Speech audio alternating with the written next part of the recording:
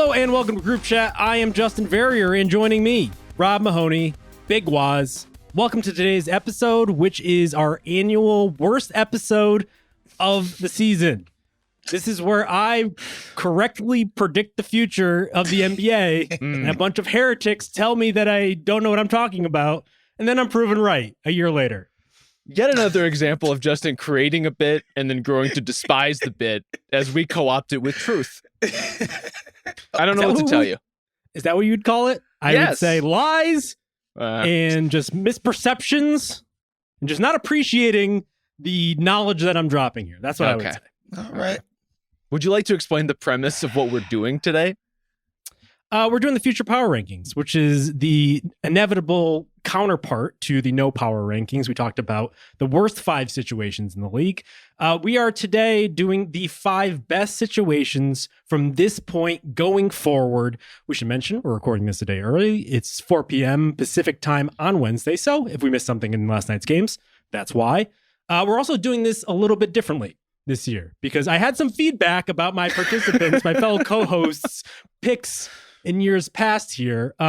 One might say it leaned a little bit more on the best players in the league than necessarily the best situations. I understand that those two things are intertwined, but you know what? We're trying to have a fucking podcast here. And we're just trying to talk about the gray area. So no Giannis. If I see the fucking Bucks on this list, we're rejecting the pod immediately.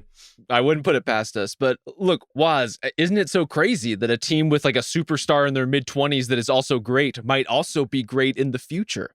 Yeah, insane. That like, you know, say somebody like Phil Jackson, for instance, when picking jobs would consider the fact that a team had Kobe and Shaq on it. Yeah, that might matter to the quality of a job and its future. So yeah, I think picking teams with good players tends to be the best situations. I don't know. Yep. Call me crazy. It matters, but we're trying to get into the texture here, you know, the nuance of all the other different things. So Rob introduced this. So we're going to call this the Rob rule. So this will go into the group chat. It's like CBA the Stepien immediately. rule, but for group chat future rankings. So for our rankings, of which we're going to give the top 5 future situations in the league, you cannot have these 3 teams: the Celtics, the Cavaliers, the Oklahoma City Thunder, because all 3 of those teams are not only good right now, but also good moving forward. I think all 3 of us would have all 3 teams on our list in some order. Yes. Goes without saying that they would be involved. Now that we've kicked them out, will we still have very similar lists? I honestly don't know. I don't know what to expect, and I do know what to expect, which is JV's list is not going to make sense. Woz and I are again going to be on the right side of history, picking the best players on the best teams, and we're going to go from there.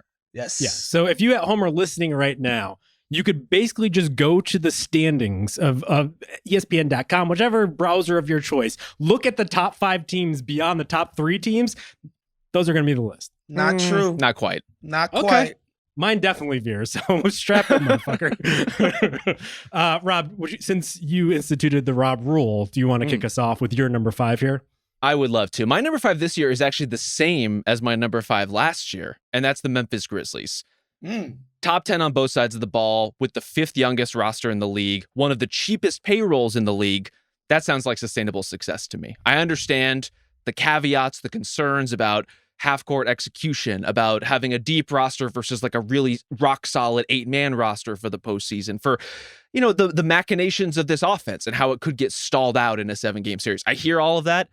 This is a team that wins 50 games, basically anytime they're healthy. They have really good young talent. They have a stable of really good players.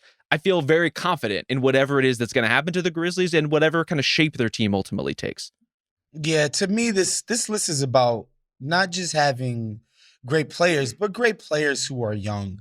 And Memphis has 2 bona fide all-stars, all NBA level players in Jaren Jackson Jr., or is he the 3rd? I always forget. The junior. It's 3 J's. Sorry. 3 J's. Jaren Jackson Jr., Ja Morant, and then, of course, Desmond Bane, who in a given year could be all-star to borderline all-star. And so having those 3 guys, having them all under contract in a market like Memphis, I think that matters. Jaren Jackson seems to be in line for a nice extension this summer. And so, yeah, give me Memphis, but I have them a lot higher than Rob does. Ooh. I've actually got them as my number 2 situation Hot in damn. the NBA. Yeah, number 2. I just really love that they've got these guys in-house. They have a decent amount of their draft capital. Yep. Also, like, they're young guys that they've drafted, like they're ancillary guys in the G.G. Jacksons and the rest of these guys. I just love the future for them. And so Memphis is my number 2 team. So they were my first team out. And I should say that I would say my bottom 2 teams, so 5 and 4 on my list, really not that much of a difference between my first 3 teams out. There was a couple teams in the mix for me, and they're all kind of similar where it's like great institution, but not necessarily the star power, or star power doesn't necessarily have the track record, the assets down the road. We'll get to that interesting. eventually. Very interesting that you're leaning on star power. You know, you never would do such a thing. Star power plus good assets, a competent, well-run organization. That qualifies as a good future power ranking, my friend. But I think my concern with Memphis, and again, I had them just out of there, is that I do worry with Ja at this point. I think Jaren Jackson is playing on a different level this season. I do wonder what his ceiling is. I think we have to almost recalibrate how we think about him. I think he's played very well, especially isolating and in their new like kind of ball movement, like everybody's passing 19 times a possession sort of offense. James Herbert at CBS wrote a very good piece about that offense and how they kind of cracked it based off of, was it a D3 team, D2 team? But you should go check that piece out. I think it's a really good one. I don't know, man. He's missed 24 games this season. Yeah. And I have down 7 different issues he's had that's contributed to those 24 misses. Knee bruise, sprained shoulder soreness, thigh soreness, foot soreness, back soreness, and an illness. And a lot of it seems to be this AC joint sprain that he had. That's the one that's been more persistent. But if they don't have Ja, then it's a pretty good team. They've won without Ja. But then I'm starting to wonder what their ceiling is. It's a fair question. I think the reason I'm a little more bullish on that ceiling is Ja is a bit of a question mark, health and otherwise. Every member of the rotation, though, I think you could make the argument, is going to get better. They're one of these teams that they don't have some stray veteran really in the mix at this point. Even guys like Brandon Clark and Luke Kennard, who are the old heads by comparison, are just 28. Everyone else is in that like 20 to 26 bracket. And so while none of those guys may be a Ja Morant level transcendent draw and driver of offense and, like potential superstar, you're just going to have a lot of really quality players to the point that if Memphis ever does need to recalibrate, if they ever do need to consider, a post-Ja existence or a pivot away, given some of the liabilities that his injuries present, they're as capable as anybody of putting a really compelling trade package together, of putting together some of these great young players that they've drafted and developed. And also they do have not a bunch of incoming picks, but they have some swaps with Phoenix that could really pay off if you think the Suns are going to be bad long-term, as certainly one Justin Verrier does. And so if you want to bet against the Suns going forward, then the Grizzlies might be one of the teams that you call to do it. Clean books as well. If only because like they had to extend a lot of their guys in years past. Now those contracts almost look like bargains to the point where like Desmond Bane on the books for $36 million doesn't seem that bad. I know Jaren Jackson is due for another extension. He'll probably get it this offseason considering what they did at the deadline, basically opening up cap space in order to renegotiate and extend. $23 million on the books for next year. That's incredible. And so they have to pay Santi Aldama, but they just get things right. Their draft pick success is better than most teams in the league. And they might even be the best there if you're to really go all the way first round, second round with them. So I get the pick. I just had them just on the outside looking in. You hate Memphis. Is it barbecue? Is it the music scene? Is it Jaren Jackson Jr. personally? What is it that you're holding against them? I think Memphis is fine. It's a okay place. I don't know if I would like put it on my list of NBA cities to live, but it's a fun market. Really, you would, Rob? I would live in Memphis. Look, you don't need to twist my arm to live in a southern state with warm weather and good food. Like I think there are some exceptions to that rule, but Memphis, I think I would be amenable to. Okay, Woz, who do you have at number 5? My number 5 team are your New York Knicks. Go New York, go New York, go.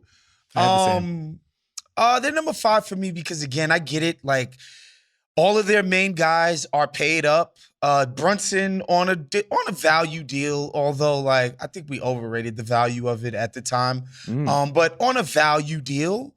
But like again, these guys are all under 28 years old, 27 years old. They're going to grow together, build more continuity. I think they need to add some different dimensions. I think they need to become a little bit more forceful on the perimeter somehow. Maybe Mitchell Robinson being back allows them to play a little bit more, aggressive defensively on the perimeter. But even that being said, like I think if they turned around and was like, oh, we need to try to get off of OG and do something with that, or we need to get off of Mikal Bridges, or, anything like that, I think is completely easy and doable.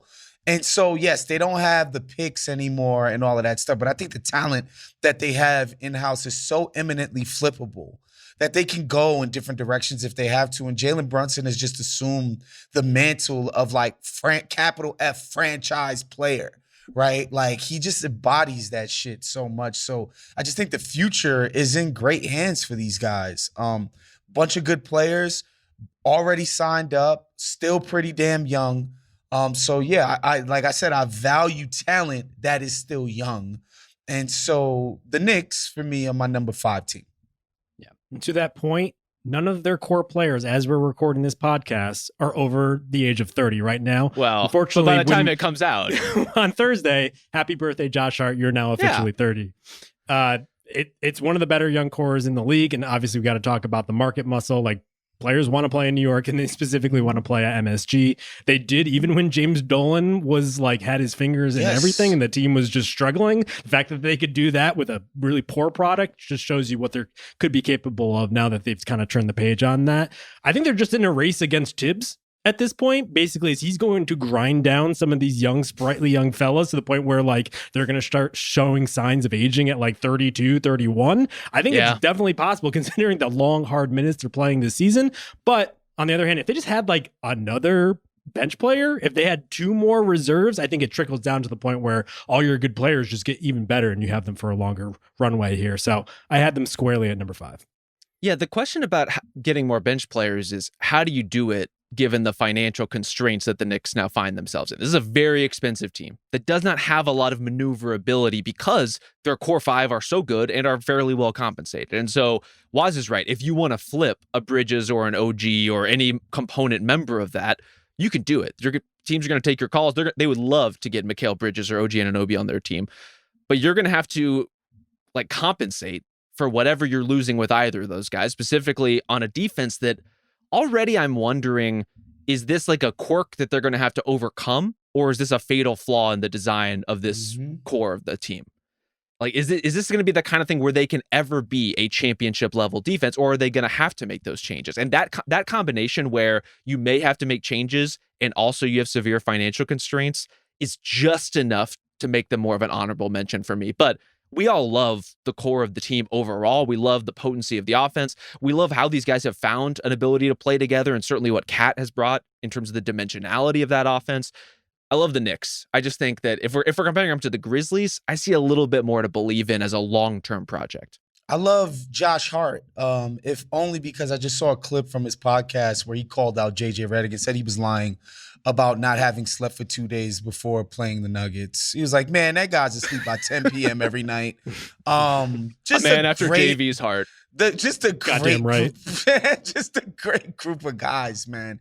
And so just on the sentimental factor, like I just have a deep affection for the dudes on this team. And so, yeah, my number 5. I also think that, like, on the one hand, they have this Villanova thing still going, even though they kind of throw aside Dante DiVincenzo before it even started. I don't think they get to do that anymore. I think once you betray your brother, you don't get to claim the Wildcat pride. Although it was pretty sick that, like, I think they had like a GQ or one of those glossy New York magazines come out after they traded him, and it was like everyone back together, and it's like, nope. I actually almost wonder if that plays into their favor, so they're not going to be too precious about, for instance, if Bridges isn't the lock solid number 4, number 5 guy in this team, they can move him for spare parts. I will say one thing though, I think Rob is right that it is going to be difficult to maybe just generate bench players on the fly here, but you can't do that through your feeder system. Right now, they're like severely constrained to the point where they're counting every penny. Like next year, it's like, the second rounders, can we get guys up through the feeder system? But it is incumbent on them to basically get their Daryl Morey on and find these guys in the way that they really haven't this year. They've been relying on the campaign types and other guys that just really haven't given them much. But you're going to have to, because you need other guys to play other than your 5 starters. They're basically playing 40 minutes a game right now. The other part of that's kind of a problem as far as these kind of motivations working against each other. In theory, to make those sorts of diamond in the rough discoveries, you want as many cracks at those kinds of players as you can get, right? You want like 4 or 5 different young prospects on your roster. You cycle them in, you see who works, you give them a little bit of burn here and there. And most importantly, you have a coach who is willing to trust young players with that kind of responsibility. If Tibbs is going to play these guys 40 plus minutes a night and he already doesn't trust young players, where is the diamond in the rough find going to come from? It's true. I will also say that they are currently, as we're recording this, 19th on defense, which is quite poor. And it seems like it's only getting worse as the season goes along. I wonder if fatigue is starting to play a factor there. They were slightly better than that. They were close to league average. And I think that's all they need to get to in order for the offense to pop, because as we've seen, the offense can just like put up 140 like it's nothing on a random Friday against a very good team. And so right now they are 5th on offense. I think they can easily be the top offense in years to come. So there's a lot to like about the Knicks. But Rob, did you have them on your list at all? I don't. They're an honorable mention for me. Okay. So I guess you have no Eastern Conference teams. I have no comment. Oh, let's go. Well, I have an Eastern Conference team in addition to the Knicks. At number 4, I'll go with my number 4. I have the Orlando Magic, which honestly, I struggled with, because I do worry if the KCP experiment will only get them to like revert back into their shell and to do nothing except for like exercise the team option on Mo Wagner this offseason, or like actually Gary Harris, you don't exercise it, but you extend him 4 more years with the team option on that year. Like, just there needs to be something new here. I think that is the one thing that this season has shown, as their offense struggles to get up 80 to 90 points a game, is that they do need a little juice. And I'm hoping that this kind of fall on their face experiment, a lot of it driven by injuries and other stuff, shows them that they need to go a little outside the system in order to supplement what they have, because what they have is very good. Paolo needs to get extended over this offseason, I believe. But they have, with Suggs in the mix there, 3 players that would be the core of any really good team and any team would want to have. So I found it hard to not put them on this list, because what they have already is so much of what I think a lot of teams are after.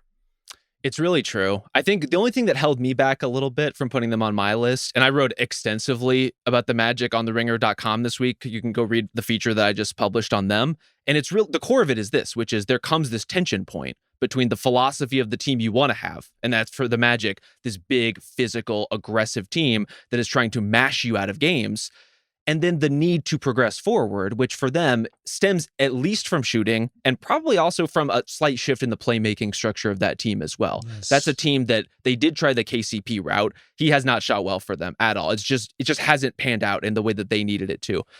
That may nudge them more in a direction of going after a different kind of ball handler in terms of an offseason addition. I don't get the sense that the Magic are so precious they won't make moves. I just think that they are being very careful for the right move in the right moment. And that can look like a team being tentative, but sometimes it's just a team being prudent. Like, they don't have unlimited pushes, right? They can only take so many big swings at this thing, and they don't want to give up some young players who are pretty solid, if not at all perfectly fitting right now, in order to make that happen. The only other big catch I have with the Magic is I love Jalen Suggs and the way he plays basketball. Yes. He gets hurt a lot, and it takes a toll on him. It takes a toll on the team. We're seeing right now, right in front of us, what the Magic look like when Suggs isn't out there. Which is it's crazy. Tough sometimes. It's crazy how bad they are just because Jalen Suggs can't play. He's their best shooter somehow. And I'm talking about off the dribble, movement shooting. Like, he's kind of the only person on the team who was providing like that sort of dynamism on the ball when it comes to his shooting ability. And obviously he brings a toughness factor that is second to none. Obviously one of our hard hat guys. And so, yeah, him being young, them getting him on a good deal, that extension is looking mighty pretty. these days is beautiful for them. They would just got cut off from my list, but I see the vision with putting them at number 4 for sure. You're never going to believe this, but Jalen Suggs on a 5-year extension that descends and has a team option on the end of it. Look, they have a style. They have a style of contract resolution. That's for sure. When it works, that's going to work like gangbusters. Like that's Without an incredible extension if he's going to be healthy, currently out for the season with his quad injury. But there's a lot to like here. I think they need that next move, and I'm giving them the benefit of a doubt right now. If they don't do it next year, off the list entirely. They never get another look.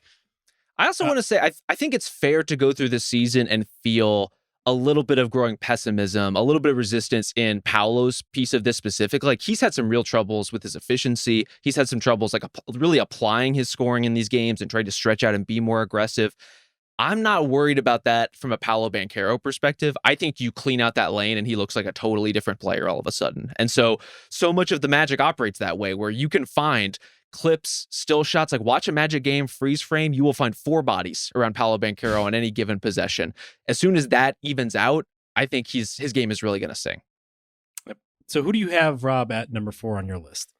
I have the Houston Rockets at number 4. Do you guys have the Rockets on your lists? Just got snipped from my list. I have them at number 2. They're literally my number 6. Okay. We are just chipping away at JV's list along the way. That's right. I think the only reason they're not higher for me in that 2 range is they don't have the guy. They don't. So I don't see how people could pick them up over Memphis, who has 2 of the guys, you know? They do have maybe 2 of the guys. I think the difference is they don't have the guy, but they have a lot of stuff they could trade for the guy. Yes, that's fair. They have everything else just about. And those guys are all impressing within their relative roles, right? We are getting the annual Jalen Green post All-Star break swell. We are, I think, like legally not allowed to praise Amen Thompson anymore on this podcast. Yeah. So we have reached the limit of what the law will allow us to do. They're going to get a restraining order at some point, the Thompson family. I think so. And I continue to be very impressed by Alperen Şengün, not just as a hub, not just as a scorer and a passer, but what he's doing defensively and what Ime Udoka is doing with him defensively. Like, Ime is a great defensive coach that has his team way ahead of schedule in terms of its professionalism, in terms of its discipline on defense. Holding these guys accountable. Yep. And so you have the kind of steady foundation of the defense. You have the high upside guys, specifically in Amen, but even Jabari Smith, I would say, is still such a wild card for this team where they don't know what to do with him yet. We'll see how much he ends up being a piece of things there. And then you can go out and get a Kevin Durant. You can go out and trade for another potentially high-level star that comes available whenever the time is right. And it feels like that time might be quite soon. If not this upcoming offseason, then maybe over the course of the year. What I think is sort of bolsters both of you guys' enthusiasm for their future, and mine too, is that they look so bad without Fred VanVleet, which is like a knock, but also like, they can get a guy better than Fred VanVleet in there, right? Like, we have to believe that that's possible. And, like, upgrading that will take them to new heights, man. Yes. Upgrading that, like, whoever's going to be the sort of focal point of ball handling and playmaking duties and adding some scoring punch, I think will make these guys, like a Devin Booker, say, you know, if they want to blow Phoenix out the water and help their future along, you know, I think they're so primed to become way better than what this is right now. So I get the enthusiasm about, you know, what they got going forward. Well, they're also a natural trade partner for Phoenix because they have Phoenix's 2027 first. Yeah, give me my future back. They have the 2027 swap with the Nets as well with their own pick. And this one is kind of crazy potentially. They get the 2 most favorable picks between theirs, Dallas, and Phoenix in 2029. So if the Mavericks go off the deep end, like that's beyond the scope of this current roster that the Mavericks have built, particularly now with Kyrie Irving injured. And if the Suns also end up going off the deep end in terms of that experiment falling apart, maybe by 2029, Devin Booker is not even in Phoenix anymore. Those could be wildly valuable picks. That's what I see. Like, not only do they have a young player context left over when they do trade inevitably some of these other guys, they just have the right package in order to sway any team, and they have the right motivation to do that. We talk about OKC, like, will they ever make a move considering that their feeder system is pretty meticulously planned out at this point, and their books are so meticulously plotted out at this point? I'm not quite sure, but I know for a fact that what the Rockets need is a star.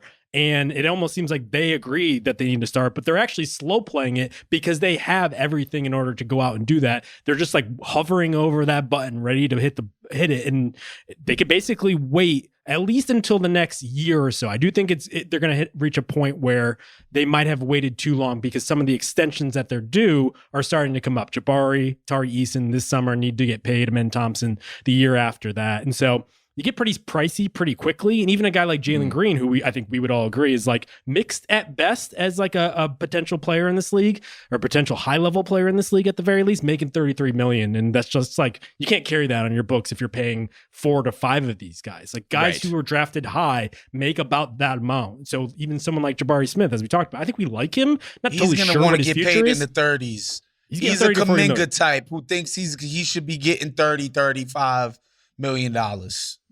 Exactly. That makes me a little bit nervous. Yeah. But I think the fact that they're almost being choosy about like, oh, I don't know about Kevin Durant because we actually want to wait out Devin Booker, I think just speaks to like what a good position they're in right now. They also have another guy who just like does not play for them, and we were reminded this week can fucking cook, and that's Reed Shepherd, who is goddamn right. Stash bro. Career high. There are teams out there that would still love to take a swing on Reed Shepherd. He's very small. He's going to have to overcome that his entire career. He's going to be kind of working against the grain. Sure. I think he's going to be a factor. I don't know whether it's for the Rockets or otherwise, but you would think if there is a star trade to swing, Shepherd could find his way into it. Do you remember we were so starved as like NBA consumers that we thought Stash Bros was like a totally hilarious thing with Steven Adams and his Cantor? We love a nickname. We love a group nickname above all. If there's an organically created group nickname, we're going to latch on to it. It's tough sledding out there these days. I would love, look, given the news climate this week, I would love a Stash Bros to cling on to. Well, Woz and I are already Stash Bros. You need to get in on the mix here. That's fair. Let me ask you this. After one good game of Reed Shepherd, are you guys already like rethinking your draft boards from the other day when we redrafted the 2024 draft? Because I kind of am. Well, No. It's just one game. But I've still remained freaking high on Reed Shepherd. I just let guys bully me into, picking the Philly kid over him. But I remain very optimistic about that kid's future. I think it's okay to say that he's not going to be the third best player in that draft class, and also he's going to be a good NBA player. It's just going to be somewhere in the middle. Yeah, I just wonder if he did play for a worse team that didn't need you to like grind out defensive possessions, if we would be thinking of him already as like a top 3 guy. But maybe. We'll see. This episode of the Ringer NBA Show is brought to you by State Farm. There's a lot to say when buying a new home or car, but only one thing to say when you need help to protect them. Like a good neighbor, State Farm is there. A State Farm agent can help you choose the coverage you need. Like a good neighbor, State Farm is there. So Woz, you've done how many so far? 2? Well, yeah. So you guys have mentioned Memphis. That's my number 2. The Knicks are my number 5. And my number 4 team, speaking of having the guy, is the Los Angeles Lakers. To me, once you have basically a perennial MVP candidate, and this guy is 25 years old, your future is going to be pretty bright.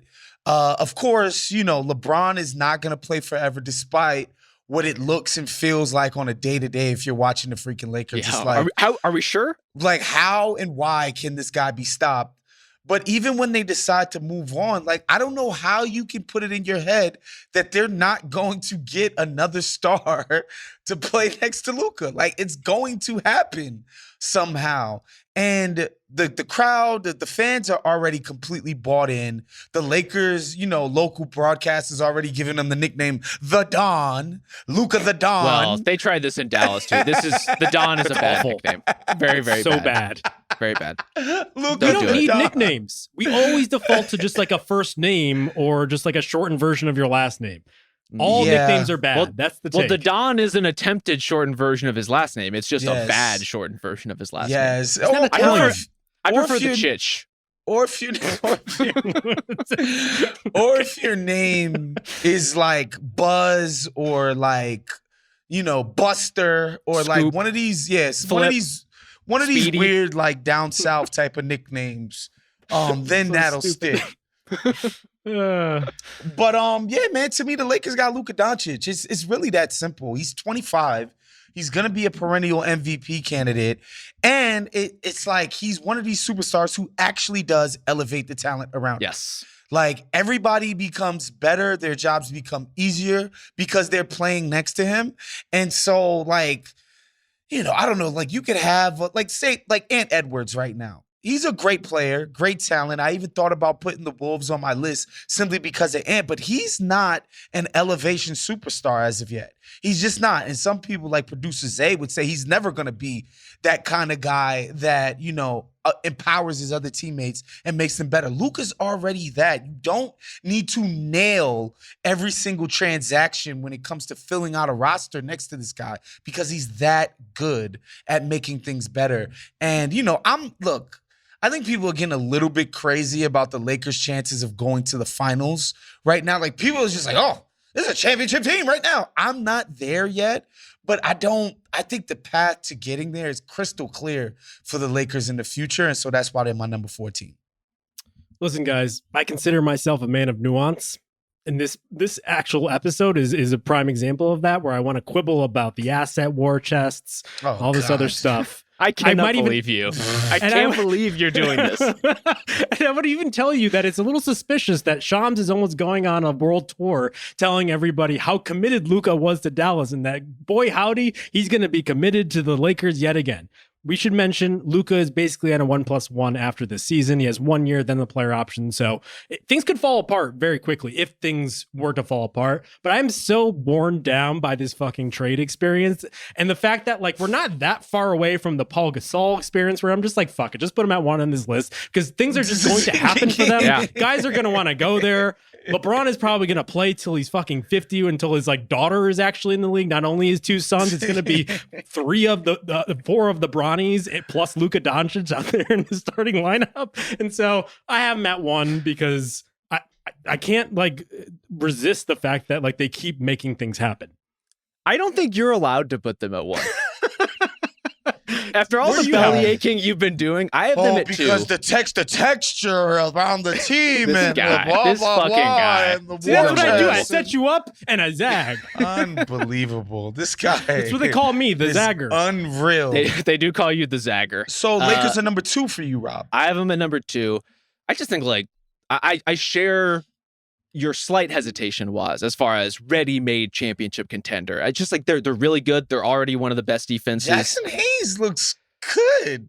Luka has turned Jackson Hayes into he a player. 20 in the first half the other day. That's insane. Turning Gabe Vincent into a player. Like everything you said about how he changes the way you build a team is true. And congratulations to the Dallas Mavericks for trading their way right out of this list because they would have been here coming off the NBA Finals with Luka Doncic. You would have been on our future power rankings. Yes. Now there's absolutely no argument for it. The Lakers steal all of that valor. And we just have to accept, even as sometimes Lakers skeptics on this podcast, this team is inevitable. Like, this is what they do. There's a slight hiccup in between contending championship level runs, and then the next guy comes in the door, and it just starts all over again. And you can say whatever you want about the mechanisms that make that possible and why it happens, but it happens. And right now, the most popular team in the league in terms of the market that players want to be in and the glamour of a franchise that's long established and has an actual pull because of Kobe, because of Magic, because of Kareem, because of Shaq, because of LeBron, on the players in the league, that team has Luka Doncic now. And he's going to make you look so much better when you come play there. And so the only reason they're not at 1 for me is because LeBron is so good right now and they will eventually have to come to terms with him not being this awesome every second. That time is not now. But at some point, they're going to have to do it, and they're going to have to do it with a couple of draft picks already out the door. They're going to have to do it without a lot of like hugely tradable pieces around that are going to get you a star in return, unless Austin Reeves really starts popping off, and he's been really good. I just think that absolutely loves playing with Austin Reeves. They work well together. Like, honestly, this team is, for a team that has thrown Luka into the mix midstream, I think is starting to gel really, really well. Yeah, those 3-and-D guys that they acquired on the fringes, like Dorian Finney-Smith, they're just like perfect for what they want to do. Have you seen the Finney-Smith on-off numbers? It's like he just unlocks something within these guys, man. Just to have like a ready-made friend for Luka, like a familiar face, like right there to greet him, basically like the Tyson Chandler hanging out in the closet to greet Marcus Aldridge. How do you guys think people are receiving the Luka Lakers right now? I'm of the belief that when the playoffs get here, people are going to absolutely fall in love because, as we've seen, people just love top-heavy teams, the Warriors, Cavs clashes, on and on. But right now, a lot of my friends who are just like casual NBA fans are like actually asking me if the league is fixed. And if anything, it almost feels like they're turned off by the fact that this happened because they almost wonder if the fix is in. Interesting. I think almost the opposite. Once the playoffs start and this guy is making big plays and crowds are losing their minds, I think people are going to get on board with this thing quickly because Luka is another thing. It's like he's playing to the crowd already. Like he is absorbing the freaking crypto.com arena energy and harnessing it in a way that just like, you know, basically 9 games in, I didn't think it would be like this, but here we are. I think there's an element to it with the trade where it was so like lampooned so quickly. It was so obvious to so many people that this was a weird, bad, unfound, like poorly conceived trade. That there is, I find in terms of when I'm just like gauging neutral reaction, people who follow other teams who don't have a dog in this fight, it feels like there's a want for karmic justice. It's like there's a want for Luka to succeed and the Mavericks to fail. And look, everything is falling apart for the Mavs right now. I don't wish that upon anyone who follows that team. It's dark, dark days. But that's kind of what's in the air right now. It does feel like people want Luka to have his moment. And good Lord, when he goes back to Dallas in April, the scenes that are going to come out of that game are going to be insane. Yeah, and even like Luka was obviously one of the biggest stars in the league, but even like being on the Mavs, like he would get like the late TNT game in the playoffs against the Clippers where it's like, oh, people are interested, especially if you're NBA fans like us who are going to watch all these games. But like there wasn't that draw, there wasn't that mom factor. And I do think that is going to kick in when they like turn on LeBron and all of a sudden the best player in the world is right there playing next to him. But I don't know, it just feels like people are like, are you fucking kidding me? At least people that are fans of opposing teams. Like I know a lot of Celtics fans, they're just like, we got to go through this fucking guy. But I agree with you guys. So I had them at 1. Rob, you had them at 2. That's Waz, correct. you had them at 4? 4. Okay. So I think all of our 4s and 5s are accounted for. So I think our next up is actually potential any one of our 3s. Whoever wants to take the baton. I only have my 3 left, so one of you guys should go. You want to go, with Rob? mine? I've got the San Antonio Spurs at 3. They're my 3. Yep. Bingo. I'm tempted to put them at 2. But it's hard to make a swing that aggressive when the reason to put the Spurs higher is out with a very serious health issue and we just don't know enough about it yet. And every indication points to Wemby being healthy and making a recovery by next season. We'll have to see what that looks like for him, kind of what sorts of accommodations have to be made around a blood clot. It can be a long-lasting thing, can be something that a player has to deal with for the entirety of his career. There's a wait-and-see uncertainty that makes it hard to put the Spurs and Wemby over the teams that I have at 1 and 2, mystery team and the Lakers. That said, they have Victor Wembanyama. Now they have De'Aaron Fox. They have Stephon Castle, who is a dog among dogs. They have a lot of players that I think we can expect to get better, right? Like you still have Devin Vassell, who I still believe in, Jeremy Sohan, who I think is still an odd fit for this team, but I think will get better. Even guys like Julian Champagnie, I think will get better over time. And maybe most importantly, they have the 9th and 10th best odds for this upcoming lottery because of their pick and Atlanta's pick. That means altogether, they have like a roughly 30 to 35% chance of getting in the top 4 of this draft. Holy fuck. if they hit on one of those picks, and not even with a Cooper Flag, but just a top 4 talent, and Wemby is in good health, they're just gonna ascend. Yeah, that's why they're actually my number 1 team. Okay. I just operate as if Wemby's going to come back 100% fine. And for me, it's pretty simple. The kid's, 21, 22 years old.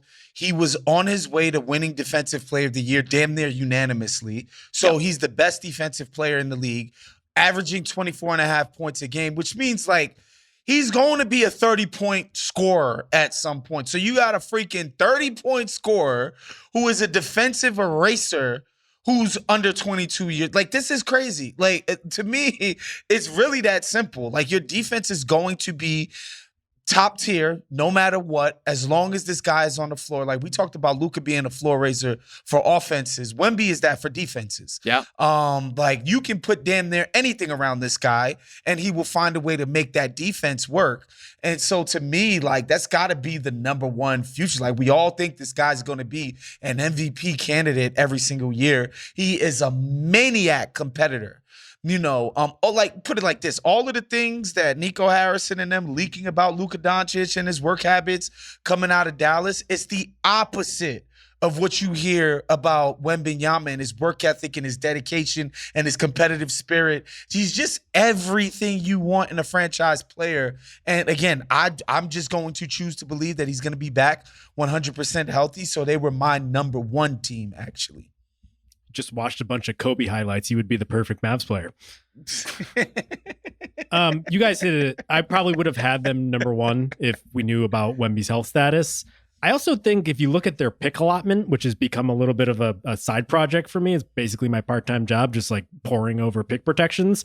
I do like their allotment of future picks better than most teams, maybe even Houston, but it's very close, if only because they have a nice little block of Hawks picks. So they basically control the Hawks future for the next 3 years, which I think is a really interesting strategy because the Hawks can't really wriggle out of this. Like, even if they tank 1 year, like the next year, or excuse me, if they get out of the tank 1 year, they're basically facing the same thing the next year. And so they really have them in a bind. Plus, on top of that, they have a Boston future pick, probably not much there, but they have a swap for Minnesota or Dallas in 2030, a swap from the Kings in 2031, which could be particularly juicy. And the one thing that's different between them and OKC, who I think has more picks, I almost wonder if the value of those picks is better, because if you actually look at OKC's picks, a lot of them are protected, because I almost feel like they started the trend earlier to the point where like a lot of teams were still protecting their picks. The Spurs got in more recently where nobody's protecting any of these. So they have basically free reign on teams' future, whereas OKC is still having to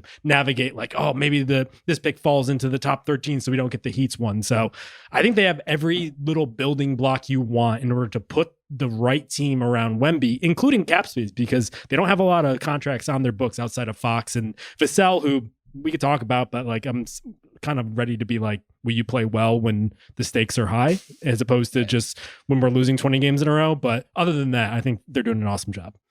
I think so too. The picks conversation is interesting, and I think some of it comes down to, as you outlined, Justin, the swaps that the Spurs have are really, really valuable potentially, right? They have a lot of opportunity to trade what we expect to be their low picks, because the Spurs with Wemby are probably going to be good sooner than later, for, Dallas down the line, Minnesota down the line, Sacramento down the line, Atlanta in one of these off years. What Oklahoma City is doing is a little bit different, and I think it has to do with sort of what their market is going to be. Because if you're trading to a lesser team, those teams want outright picks. They don't want to trade their potential firsts in a swap for the Wolves, because they are probably planning to be bad at that point. And so I think the markets are just totally different in terms of the kinds of teams that they're going to ultimately be talking to. Yeah.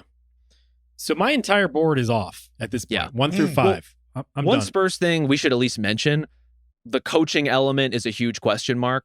We don't know what Greg Popovich's status is going to be going forward. I honestly don't really know what to make of Mitch Johnson and the job he's done yet. It's really hard to gauge a coach when they didn't have a training camp to put in their stuff and run the team the way that they want to run it. And so it's just kind of a shrug at this point. I don't know what to anticipate if they would say, if Greg Popovich decides to retire, to step back, to change his role in some capacity. Is there a reason why he hasn't announced that he's retired?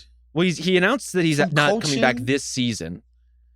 But I think Like, he's trying to leave the door open. to just come back. Will he just be like a sort of like a Bobby Bowden type where he's just there as the head coach, but everybody else is actually doing the coaching? It seems like strange that he would come back from a major stroke like this to coach an NBA team and like do all of that travel and all the crazy shit they got to do. Man, that's interesting to me. It's rigorous, stressful work being an NBA head coach. And whatever Popovich decides to do, that's his choice. If he does decide to step back, do they formally promote Mitch Johnson into the job? Do they go bring home one of the other Pop disciples who's kind of, dangling out there with another team or on other staff or even within their own staff? I have no idea what they would do. And so when you're thinking about, like, to me, our guy JJ Redick, I think, has become a plus for the Lakers. He has established himself as something that is adding to the future of that team, that is making these guys play hard. They play in a way that makes sense. Like, tactically, everything is kind of checking out for them right now. For the Spurs, I don't know what's going to happen. And this is a team that has a lot of developmental interests in a lot of different prospects on their roster. And with that, you want some stability in the coaching ranks. So are you making the backdoor case that the Spurs should hire a current podcaster in order to coach their team next season? Are you volunteering? I was going to say Waz. I would hire Stars Waz in a down minute. to San Antonio. I thought you were going to say Lou Will or something like that. I don't think Lou Will would be a good coach, for the record. Him and Chandler Parsons, co-coaches of the San Antonio Spurs. Let's go. Let's get it. A good hang does not a good coach make. A lot in of some partying cases. for that team, I promise you. Mm-hmm. All right. So who has any teams left at this point? I have one team. Yeah, as do I. My number one, Waz is number three. I'm going to guess that they're the same team. It's the Denver Nuggets. It certainly is. Come on, baby. Jesus fucking Christ. Denver Nuggets. They have Nikola Jokic. You can shame us, Justin. You can try to change the rules. By the way, cannot stop us from picking the Nuggets. Delete the pod. Delete the pod. The only reason they're not my number one is because Jamal Murray, man, is so freaking up and down. If Jamal That's the only Murray, reason? That's it. That's it. If Jamal Murray could be consistently close to as good as he was in the 23 playoffs, then this is a blowout to me. This team is like a metronome. Like, they will get shit done. What have we been watching this entire season? They're really good. What, they're the second very best team in the good. West? Third best. I think that, like, if they lost one of their top 5 players, they wouldn't have any other players to play those minutes because the bench is so thinned out by their ridiculous strategy of, like, trying to base it all on draft picks, but virtually none of these guys actually hitting, to the point where like they're already capped. Christian Braun is very good, I will say. Yeah, but here's the quibble a though. Very important caveat. That's true. I would say that's the other part of this is now those good players that they did hit on are due extensions. And so they're already capped out to their eyes. And now they have to both pay Brown and I assume Peyton Watson. I don't know what else you're going to do except for bring Peyton Watson back. And as we just outlined, like, good young players make way more than they should. I could see Peyton Watson making like $15 to $25 million a year. I don't know what I get. For him would be so wild to me. This is what, like, rotation level players do. You're right.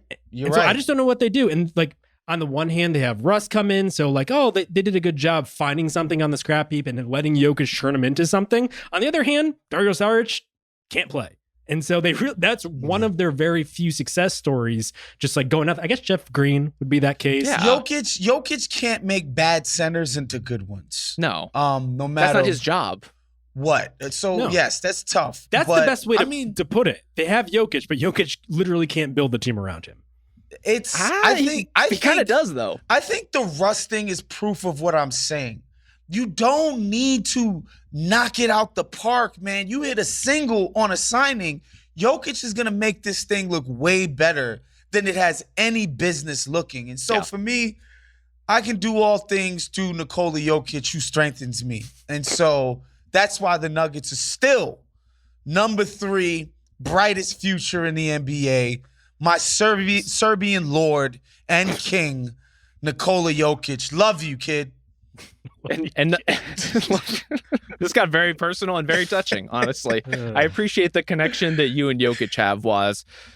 This is why they're number 1 on my list. I just think the floor with Jokic is so high. So high. Right?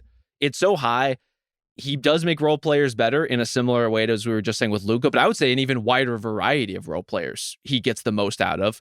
He's one of the most consistently healthy superstars in the league, which is if you're gonna poke holes in the Luka argument and the John Morant argument, in a lot of these other teams, this guy shows up. He shows up. He's healthy. He plays huge minutes. He's not an ton of absentee games. father, Justin. This guy, he takes his kids out to play catch.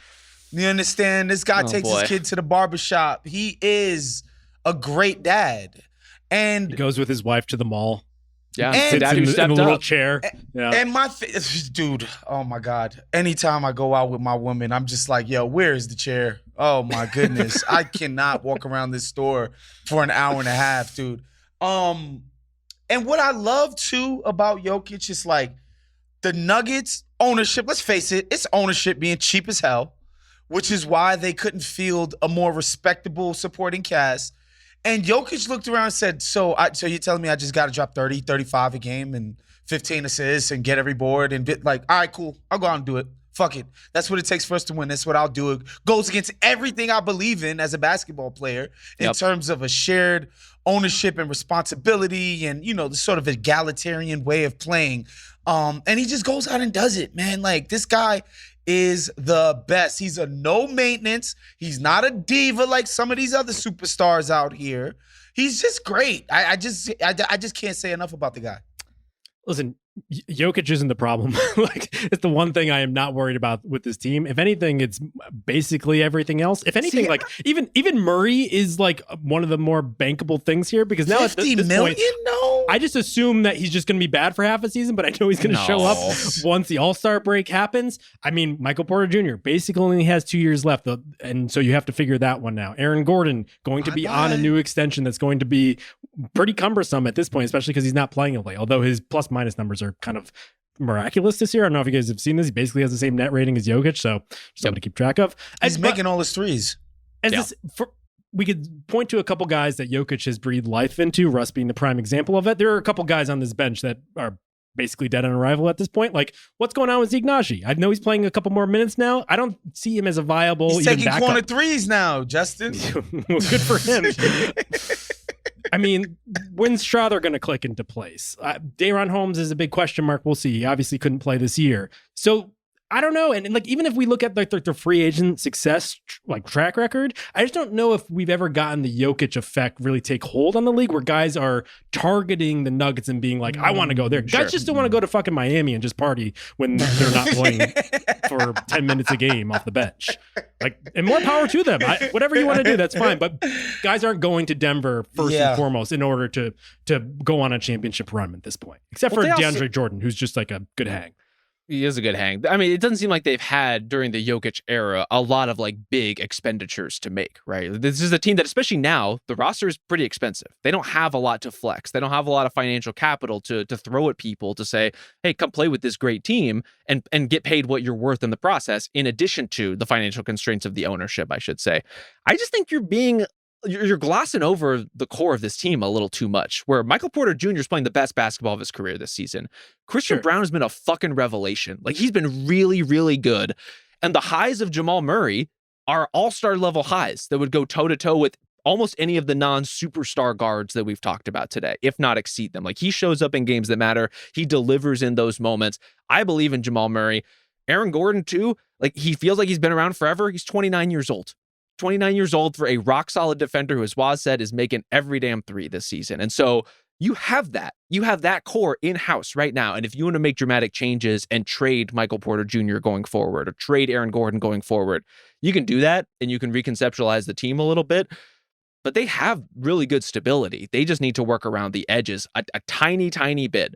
And I will say this too, the Murray injury stuff worries me more than the Murray inconsistency stuff does. But I think they're related though, Rob. They are a little bit. The Michael Porter Jr. part of that though, we're now looking at basically two seasons so far of MPJ being really healthy and quite good. And if he gets through this whole season intact and plays well throughout, it might be worth revisiting kind of how we think of him as far as being an injury-prone player at the end of the day. And let me just be clear here. I'm not necessarily critiquing the performance of those guys and how good it is to have those four. It's more about the money on the books for an organization that has been so prudent over the past couple of years. I'm actually curious, now that KCP has done poorly, do you guys look at that move over the summer any differently? Not really. Not really, dude. I think the context matters. Like, there's very few NBA players whose production isn't based around a context. Like, I think, the situation in Orlando just hasn't been ideal for him, but I don't think he'd be stinking up the joint if he were still in Denver this year. I don't know why I should believe that. I think, for most players, it's their production is heavily dependent upon their situation. And so I think that KCP has come out on the negative side of that. I think Russell Westbrook, on the other hand, is coming out on the positive side of that, right? Sure. Like, I think it does matter the context. So I think they should have brought him back. I just refuse to believe that was a great thing that they did, was get rid of KCP. Yeah, it was always kind of a why not both question. Especially after, think about what you just said about Strouder. That dude would not be getting tick if KCP was still on the team. I think it's realistic and maybe possible that KCP is having some age-related decline. Like, he's just at that point in his career where that's a realistic thing. But he's been one of the steadiest three-point shooters in the league for like 5 years running. And then all of a sudden the shooting falls off a cliff. That to me says aberration. It says it's a little bit fluky. It says that there's something happening here. I mean, obviously it's a huge life change, uprooting, moving to a totally new place, learning a new system, working with all these new players. And yeah, like the Nikola Jokic bump is real, but who KCP is to the Magic is not really relevant to who he would be as a Nugget. And I think he would still be really good as a Nugget if they had kept him. I agree. I'm just worried that our guy Christian gets the offseason just looking for a new house, just like already puts the down payment down, and all of a sudden here he is in Los Angeles playing next to Luka. The Luka, Austin Reeves, Christian Brown triumvirate. You see that? Yes. Bring basketball back, baby. The Hell Don, yeah. Real orchestrating shit. all of it. I did have the Nuggets in my grouping of like honorable mentions. I had the Grizzlies, Nuggets, and I had the Timberwolves as like just on the outside looking in. Timberwolves are fascinating. It almost feels like they're in the process of like a 2 to 3 step move of recalibrating the team's timeline more to fit Anthony Edwards, but they're still kind of in the midst of that, and I don't totally see the end of the tunnel. They have a pretty awesome young core with Edwards McDaniels, especially considering how well he's been playing of late. They need to bring Nikhil back. Dante DiVincenzo's still there. But then like the older group, it's just like, are they going to be around for when this team really hits the gas pedal again? Are they going to get in the KD mix this year? What's going on with the Gobert? And so for those reasons, I have them just on the outside looking in. But they have Jalen Clark now. All problems are solved. They're fucking cooking. Terrence Shannon, honestly, the young guys have given them a nice breath of fresh air in the middle of this season.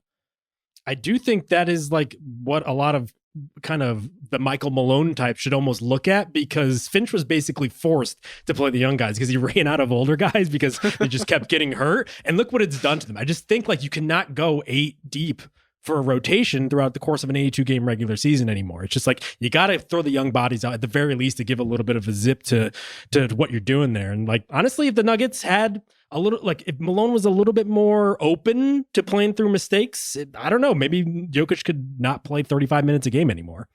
That's true. I also thought about the Pacers. Thought about the Pistons. I didn't. Pistons kind of. I didn't think about the Pacers are right back there on like a 48 win pace. That's not good enough for you? No. Rob is going to like cut the ribbon for the Indianapolis 500. And we're going to be like, I wonder why. I'm just looking forward to when you guys have to explain again why the Pacers are just like in the second round of playoffs in the Eastern Conference Finals. Why it's just like happening. And I'm going to be like, have you watched the last 4 months of basketball? They've been playing really well. At no point this season have you thought to yourself, this is a finals kind of team. No, I'm not saying that. No. But they are a good team and a young team and a team that can get better. Do you think they have a realistic path to becoming a finals type of team anytime soon? I think that's the conversation worth having. I think that's why they're not on my list. I think they are well positioned to win 48 to 52 games for a good chunk of time here. I don't poo-poo that outcome, but nor should you. That's a great achievement. Point though, like if we haven't talking about the best futures, yep. I'm talking about teams that can realistically say, like, we put our name on the table for a team that can win a championship this season and seasons going forward. I don't see it for Indianapolis. I can't on your list. No, the Bucks were not on my list. It's just they're too old. They're too freaking old. Giannis, though, still doing it. Doing everything he damn well can. And I want to say, since Bobby Portis has been ruled out, ineligible to play because of a performance-enhancing substance, all of a sudden the Bucks minor thing there. Well, the Bucks look pretty good without Bobby Portis. Quite a bit of an eyebrow raise as to, this guy's getting up shots. He certainly plays a significant role within that team. How's Kyle Kuzma looked? I'm wondering. I have no comment on that. Okay. Well, actually, I do. It's been very Kyle Kuzma up and down. Okay. I think we're both right on Kyle Kuzma somehow. But they have looked better despite not having Bobby Portis. Addition to by be subtraction. Well, our intrepid producer Isaiah Blakely sent us our list from last year, and I'm just noticing as I'm going through here, Bucks at 4, and then I'm looking at my list, which is just so perfect and beautiful. Yeah, no what do you Bucks. have? No What Bucks. was the rest of your list? I had 5 through 1: Spurs, Knicks, Celtics, Nuggets, Thunder. Pretty good. And you betrayed the Nuggets. Perfect, I would say. Perfect. I didn't betray. They betrayed me by pinching them pennies, is what I would say. This is the thing about Justin, is he will be in on you for exactly 1 season. And if you meet his expectations, he's just going to jettison you even though you met them. And if you fail his expectations, he's also going to jettison you. He needs the churn. This is a guy who needs the rotation in his life to live. These takes are honest. They're not for sale. I'm not just giving them to the highest bidder in order to curry favor. These are real.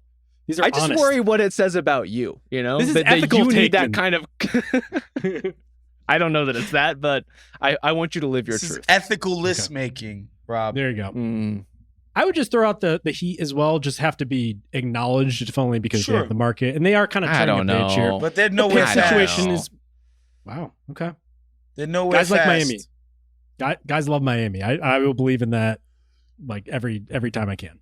They are not close to the top 5 situations.